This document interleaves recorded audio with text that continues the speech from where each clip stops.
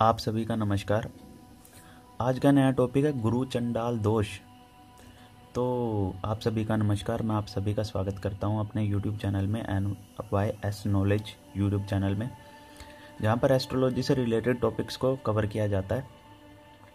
तो आज हमारा टॉपिक है गुरु चंडाल दोष। बहुत सारे लोगों की कुंडली में गुरु चंडाल दोष बनता है और उनकी मानसिकता ही चेंज हो जाती है, ज्ञान की मानसिकता, क्योंकि यह दोष दिमाग को घर कर देता है, प्रॉब्लम्स में डाल देता है, मानसिकता को डाल देता है, ज्ञान को ही खत्म कर देता है, ज्ञान को ही गलत डायरेक्शन में ले जाता है। तो आज हम जानते हैं कि गुरु चंडाल दोष हमारी कुंडली में कैसे बनेगा। जब गुरु और राहु, गुरुदेव यानी कि बृहस्पति ग्रह और गुरुदेव, बृहस्पति देव और राहु देव या फिर केतु देव, इनकी युति कुंडली के किसी भी 12 ग्रहों में बन जाए तो यह दोष बन चुका है आपकी कुंडली में। संभल जाइए, क्योंकि मानसिकता को ही हास कर देता है ये। तभी भी यह दोष कुंडली में बनता है तो चरित्र को, मानसिकता को टोटली खराब कर देता है। चलो आज इसके बारे में कंप्लीट डिस्क्रिप्शन आपको दिया जाएगा। जब गुरुदेव और राहुदेव या फिर गुरुदेव या केतुदेव की युति आपकी कुंडली में 12 घरों में किसी भी घर में हो जाए तो यह दोष आपकी कुंडली में बन जाता है। और यह कैसे कैंसिल होगा इसके बारे में बाद में बात करेंगे, पहले इसके लक्षण के बारे में हम बात करते हैं। ऐसे इंसान का चरित्र खराब हो जाता है। चरित्र के साथ साथ दिमागी हालत ही, गलत चीज़ों में घुसने का मन करता है, गलत चीज़ों में ही चला जाता है। ऐसा इंसान अनैतिक काम को हमेशा पकड़कर रखता है, ज्ञान का गलत यूज़ करता है। जितने भी गलत घोटाले होते हैं या फिर ठगी, चोरी, इस टाइप की चीज़ों में जिस माइंड का यूज़ किया जाता है वो गुरु चंडाल दोष के अकॉर्डिंग ही होता है, क्योंकि गुरु खुद ही एक ज्ञान है और राहु है धोखाधड़ी, ठगी, चोरी, नशा, इस टाइप की चीज़ों को प्रमोट करता है। लेकिन ज्ञान के साथ अगर गलत चीज़ें जुड़ जाएं तो ऐसा इंसान क्या ही होगा, आप जानते होंगे। यह दोष दृष्टि संबंध से भी बन जाता है। अगर किसी भी दृष्टि से गुरुदेव को देख लें तो यह गुरु चंडाल दोष बन जाता है। 7वीं दृष्टि तो है ही मेन सभी ग्रहों की, ठीक है। तो करैक्टर भी ऐसे इंसान का वीक हो जाता है, बुद्धि भी भ्रष्ट हो जाती है, गलत चीज़ों में हमेशा सोचता रहता है, नशे की तरफ ले जाता है, ये पथ से भ्रमित कर देता है। लाइफ में जब आप पथ पे, एक लेवल पे पहुंचने की सोचेंगे तो आपका पथ ही भ्रमित हो जाएगा।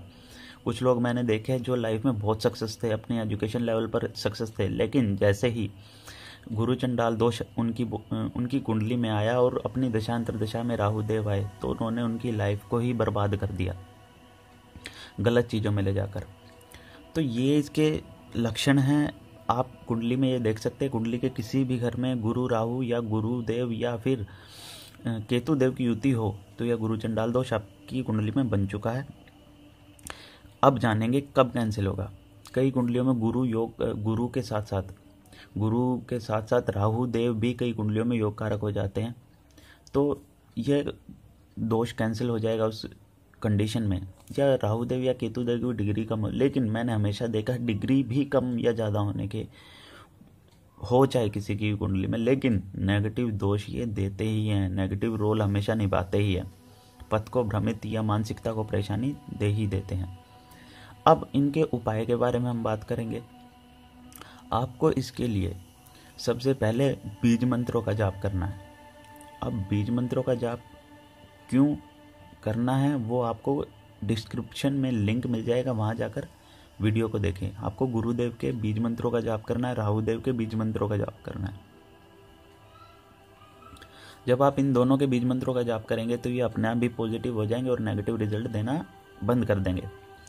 योग कारक ग्रहों के ही हमेशा रत्न डाले जाते हैं, मारक ग्रहों के रत्न कभी नहीं डाले जाते और ना ही कभी डालने चाहिए, और ना ही कभी आप भी ऐसे डालना, क्योंकि हमेशा योग कारक ग्रह के रत्न डाले जाएंगे, वही पॉजिटिव रिजल्ट देते हैं। उन्हीं की पावर बढ़ाई जाती है हमारी बॉडी में जो योग कारक होते हैं।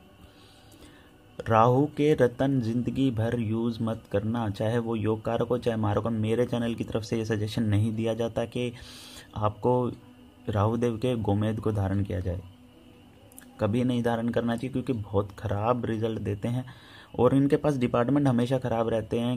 इसलिए राहुदेव के रत्न को रिकमेंड कभी किसी को नहीं करना चाहिए, क्योंकि उनकी पावर को हम अगर हम अपनी बॉडी में बढ़ा देंगे तो हमारी मानसिकता क्या हो जाएगी आप सब जानते हैं।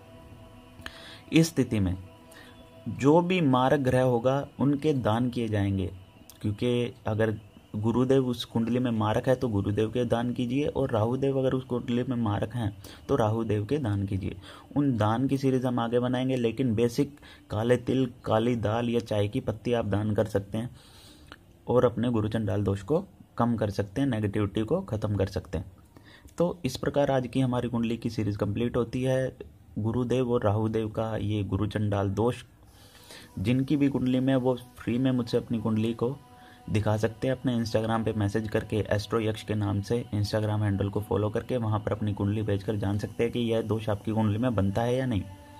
बाकी डिटेल्स के लिए आप कमेंट में अपनी डिटेल्स दे सकते हैं और अपनी कुंडली को जान सकते हैं। तो आज की कुंडली में सिर्फ इतना ही, आज के टॉपिक में सिर्फ इतना ही। धन्यवाद आप सभी का।